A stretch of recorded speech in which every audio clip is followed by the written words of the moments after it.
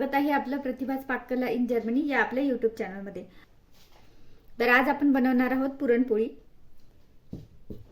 तर पुरणपोळीसाठी मी 1 वाटी ही डाळ घेतलेली आहे। साधारण या वाटीने मी 1 वाटी डाळ घेतलेली आहे। ती आता आपल्याला कुकर मध्ये ऍड करायची आहे। आणि डाळ जी आहे ती मी छान मस्त स्वच्छ 2 ते 3 पाण्याने धुवून घेतलेली आहे। आणि त्यानंतर आता आपल्याला याच्यामध्ये ऍड करायचं आहे पाणी।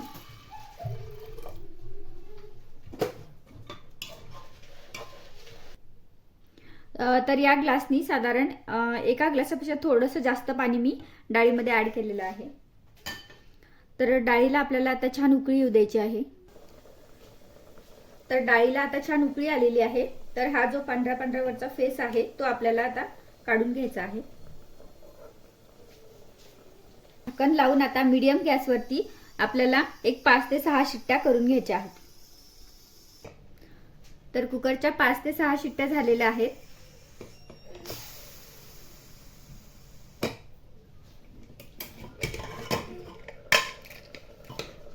तर आपली डाळ जी आहे ती आता छान मस्त अशी शिजलेली आहे। आता मी एक भांडं घेतलेलं आहे आणि त्याच्यामध्ये आता आपण ही पुरणजाळी जी असते ती ठेवलेली आहे।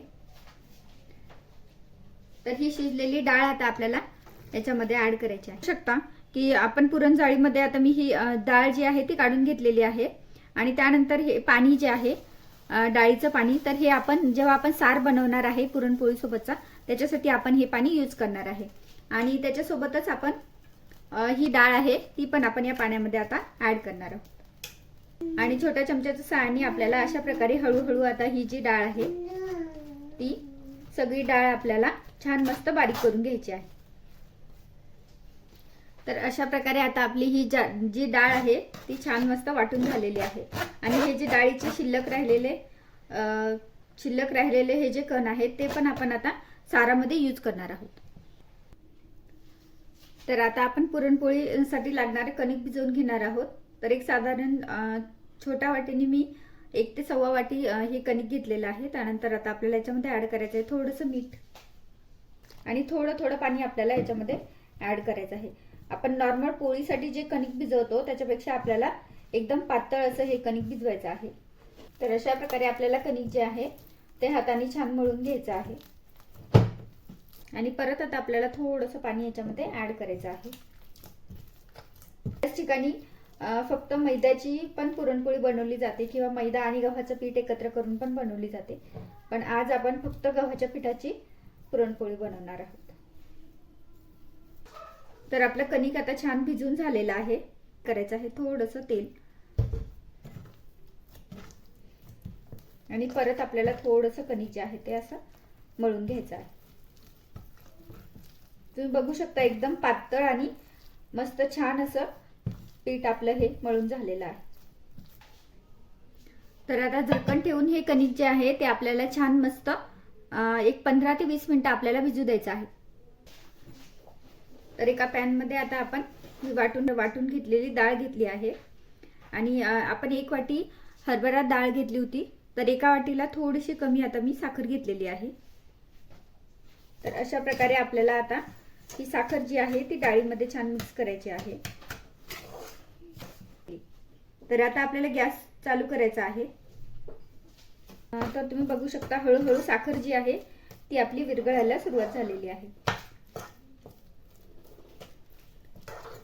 आणि पुरण बनवत असताना आपल्याला गॅस जो आहे तो कमीच ठेवायचा आहे।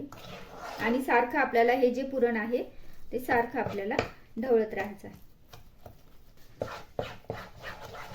तर तुम्ही बघू शकता की आपला पुरण जो आहे त्याचा रंग जो आहे तो थोडासा आता चेंज झालेला आहे।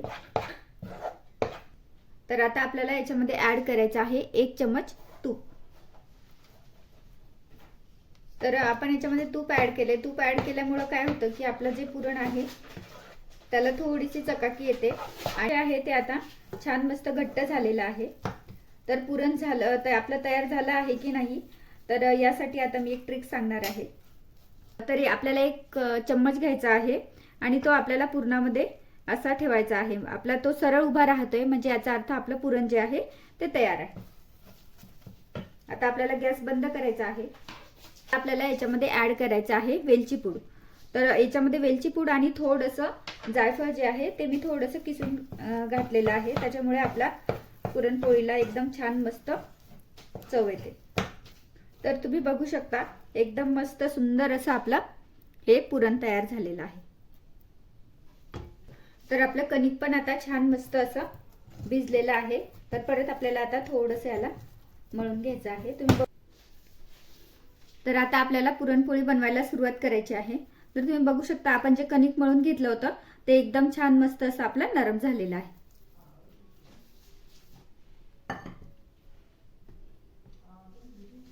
तर एक छोटासा कणकेचा गोळा मी घेतलेला आहे आणि थोडासा तो मी पिठामध्ये बुडवून घेतलेला आहे.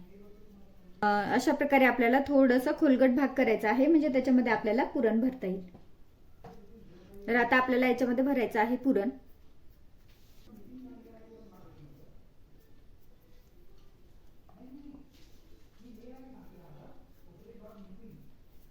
तर पुरण भरल्यानंतर आपल्याला हळूहळू आता हाताच्या सहाय्याने ही जे कणकेचा आपण गोळा घेतलेला आहे तो आपल्याला बंद करायचा आहे.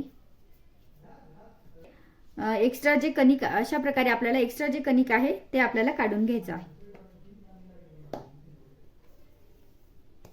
आणि त्यानंतर परत आता आपल्याला हा जो कणकेचा गोळा आहे तो पिठामध्ये बुडवून घ्यायचा आहे. पिठामध्ये हा मी कणकेचा गोळा बुडवून घेतलेला आहे. तर त्याच्यानंतर हळूहळू हाताच्या सहाय्याने आपल्याला याला गोल गोल फिरवायचं आहे. म्हणजे याने काय होतं की आपलं जे पुरण आपण याच्यामध्ये भरलेलं आहे ते कडेपर्यंत पोहोचतं. थोडंसं पीठ आपल्याला खाली ऍड करायचं आहे.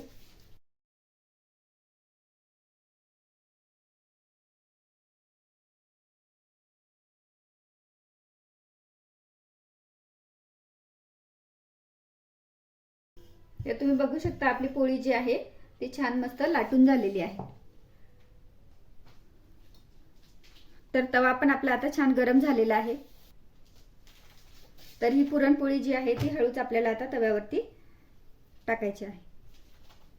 तर आपली पुरणपोळी एका साईडने छान भाजून झालेली आहे. तर हळूच आपल्याला आता पुरणपोळी पलटायची आहे. तर दुसऱ्या साईडने पण आपली पोळी थोडीशी भाजलेली आहे. तर हळूच आपल्याला आता ही पुरणपोळी पलटायची आहे. तर अशा प्रकारे कडेच्या सहाय्याने आपल्याला थोडं थोडं प्रेस करून आपली पुरणपोळी जी आहे ती भाजून घ्यायची आहे. आणि आता आपल्याला पुरणपोळीवरती ऍड करायचं आहे थोडंसं तेल. आणि तेल आपल्याला छान मस्त पुरणपोळीला लावून घ्यायचं आहे. बऱ्याच ठिकाणी तेलाच्या ऐवजी तूप लावून सुद्धा पोळी भाजतात. तर तुमच्या आवडीप्रमाणे तुम्ही तेल किंवा तूप लावून पोळी भाजू शकता. तर दुसऱ्या साईडने पण सेम आपल्याला तेल जे आहे ते लावून घ्यायचं आहे.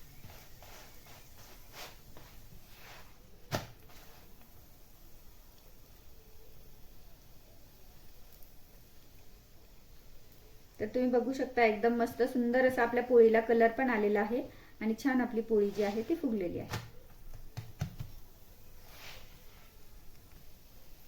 तर पोळी भाजल्यानंतर आता आपल्याला पुरणपोळीला तूप लावून घ्यायचं आहे. तुम्ही बघू शकता तूप लावल्यानंतर एकदम मस्त सुंदर असा आपल्या पुरणपोळीचा कलर दिसतो आहे. तर सेम आपल्याला दुसऱ्या साईडला पण तूप लावून घ्यायचं आहे. तर अशा प्रकारे तयार आहे मस्त लुसलुशीत आपली पुरणपोळी. तर तयार आहे मस्त मऊसूत सुंदर अशी आपली पुरणपोळी. तर अशाच टेस्टी आणि सिंपल रेसिपीसाठी चॅनलला लाईक करा, शेअर करा आणि सबस्क्राईब करा. धन्यवाद.